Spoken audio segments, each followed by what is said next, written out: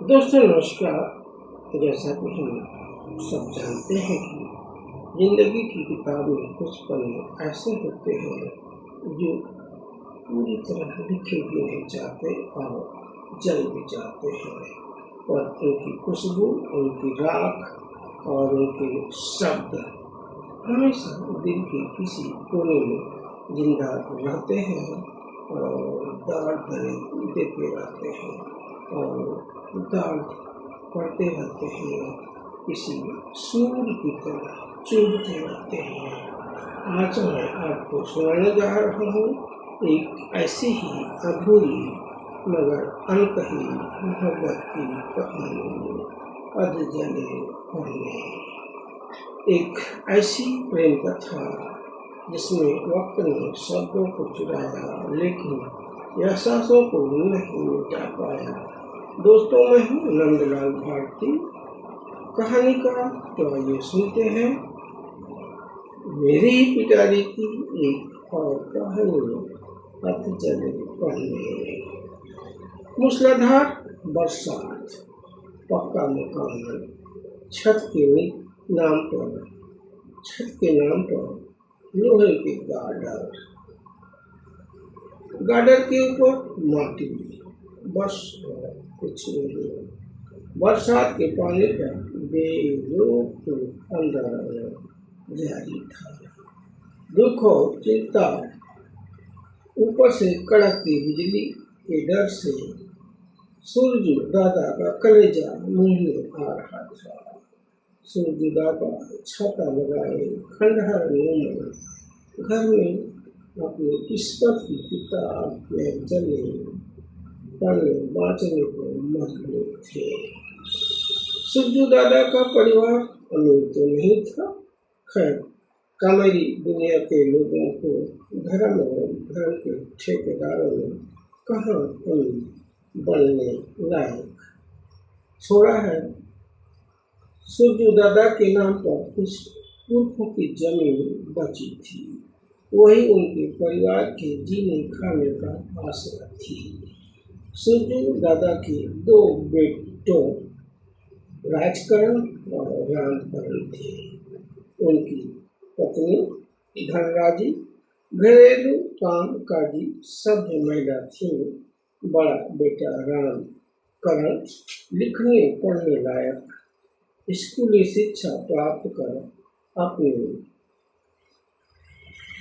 अपनी जिम्मेदारी निभाने के लिए अपने जिगरी दोस्त श्रीलाल के साथ दिल्ली चला गया। राजकरण ट्रक ड्राइवर बन गया।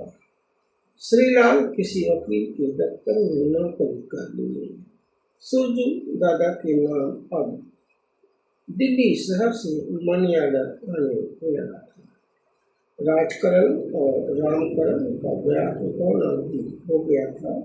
दोनों बाल बच्चेदार थे। सुरजू दादा के माटी के घर के बगल में ही अब ईंट गाड़े का पक्का मकान भी बनने लगा, पर यह परिवार राजकरण की घरवाली गजिया की सुंदरता की भेंट चढ़ गया। गजिया मुंह से भले ही कुछ नहीं बोलती थी, उसकी नसीली आंखें बोलती थी। ऐसी बोलती थी कि दिल तक उतर जाती थी और सूरजू दादा की बर्बादी का कारण यही बने।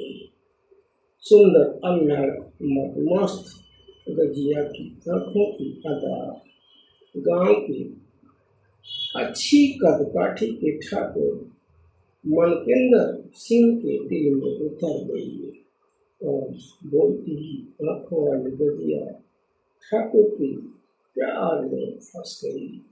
जबकि ठाकुर मनकेंद्र एक खूबसूरत जवान बेटी और एक बेटे का बाप था। उसका एक खूबसूरत परिवार था, उसकी एक खूबसूरत पत्नी भी थी। संपन्न जमींदार परिवार था।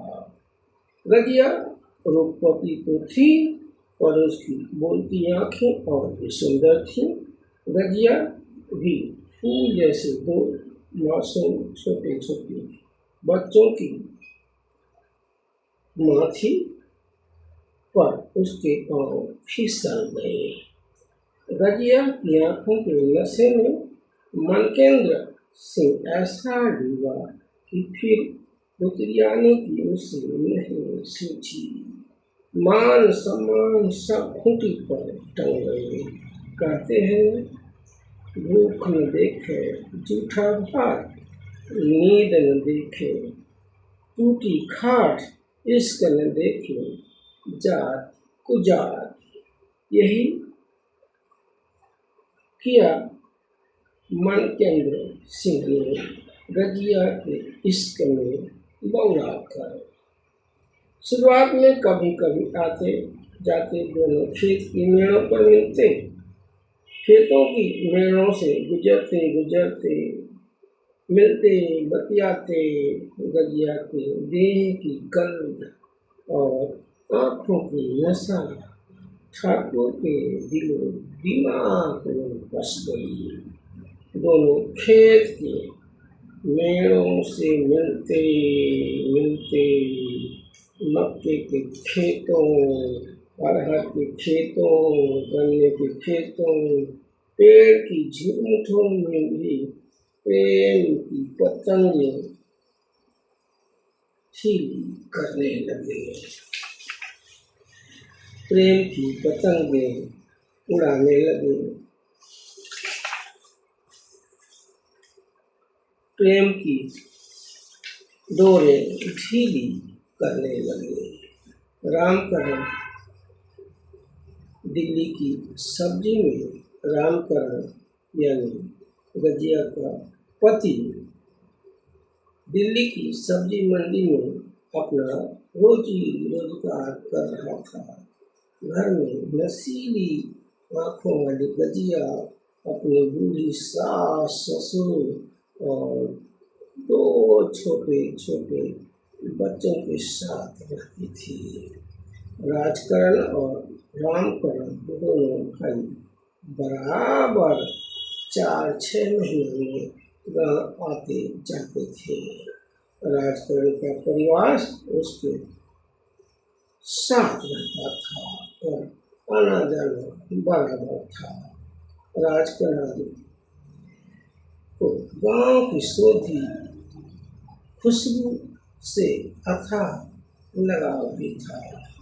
ठाकुर मनकेंद्र और रजिया के प्रेम की बुदबुदाहट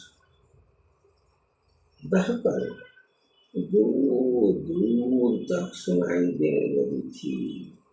खेतों में मिलते मोहब्बत की पतंग गाते गाते ठाकुर चोरों की तरह रात के अंधेरे में रजिया के कमरे में घुसने लगा। ऐसी बातें कहाँ छिपती है। धीरे धीरे ठाकुर और रजिया की लव स्टोरी गांव के जाति प्रजाति सभी लोगों के कानों में सुई की तरह चुभने लगी। सच कहा है, तालाब की एक सड़ी मछली से तो बदबू ही उठती है, पूरा तालाब महकने लगता है, बदबूदार हो जाता है। यही हुआ इस अपवित्र लव स्टोरी से भी। ठाकुर मनकेंद्र और रजिया का प्रेम मिलन कभी थमा नहीं। अब तो मनकेंद्र को रात के अंधेरे में रजिया के साथ रात गुजारने की लत पड़ गई थी। ठाकुर बिरादरी थी कि मानने को तैयार न थी। ऊंची जात ऊंची नाक का सवाल जो था। बस्ती वालों ने मनकेंद्र को पकड़ने का जाल बुना। आखिरकार मनकेंद्र रजिया के साथ उसी के बिस्तर पर उसी के कमरे में पकड़ा गया। बस्ती वालों ने नीम के पेड़ में बांधकर ठाकुर मनकेंद्र सिंह की अच्छी तरह से धुलाई किया उधर औरतों ने गजिया की थी। मंझारी काकी ने जो लात ठाकुर मणिकेंद्र सिंह के मुंह पर मारी थी, वह लात तो ऊंची बस्ती के लोगों की नाक का सवाल बन गया था। कहते हैं न, लोमड़ी खाल बदलती है, आदत नहीं। वही हुआ, दोनों नहीं बदले। बड़े लोग बड़ी बातें, पर यह लव स्टोरी सूरजू दादा और उनकी बुढ़िया के लिए जानलेवा साबित हुई। रामकरण पागल हो गया। ड्राइवर साहब राजकरण गांव पूरी तरह से छोड़ दिए, पर उन्हें शर्म के समंदर में धीरे धीरे निकल लिया और एक दिन मर गए। गजिया और मनकेंद्र के अवैध प्रेम प्रसंग में सूरजू दादा के सपनों की दुनिया जलकर राख हो गई। गजिया की अवैध रिश्ते से समाज इस नाजायज प्यार को पहचान भी तो नहीं दे सकता था। मामला ऊंची और छोटी कौम का भी था। जनाजा तो हाशिए के परिवार का निकला। ऊंची जात ऊंची प्रतिष्ठा के नीचे सूरजू दादा, उनके परिवार के मान सम्मान की खिलखिलाती दुनिया नाजायज प्रेम प्रसंग की गुचार की भेंट चढ़ गई। कुछ बचा था तो ईंट गारे पर खड़ी पक्की दीवारों का खंडहर नुमा किताब के अध जले पन्ने जैसा हवा के झोंकों में फड़फड़ाता मकान और कुछ नहीं। दोस्तों, इस कहानी में बस इतना ही। दोस्तों कहते हैं, अधूरी कहानियाँ ही सबसे ज़्यादा पूरी लगती हैं, शायद इसलिए क्योंकि उनमें कल्पनाओं की जगह बाकी रहती है। अध जले पढ़ने की यह मोहब्बत भी जलकर राख हो गई। मान मर्यादा धूल में मिल गई। परिवार बर्बाद हो गया, मगर उसकी दुर्गंध अब भी जिंदा है, उन यादों में, उन लम्हों में और शायद आपके दिल में भी। दोस्तों, जब भी अपनी जिंदगी में कोई पन्ना अधूरा छोड़ दें तो उसे फेंकिएगा मत। हो सकता है वही किसी और के लिए सबसे खूबसूरत कहानी बन जाए। धन्यवाद।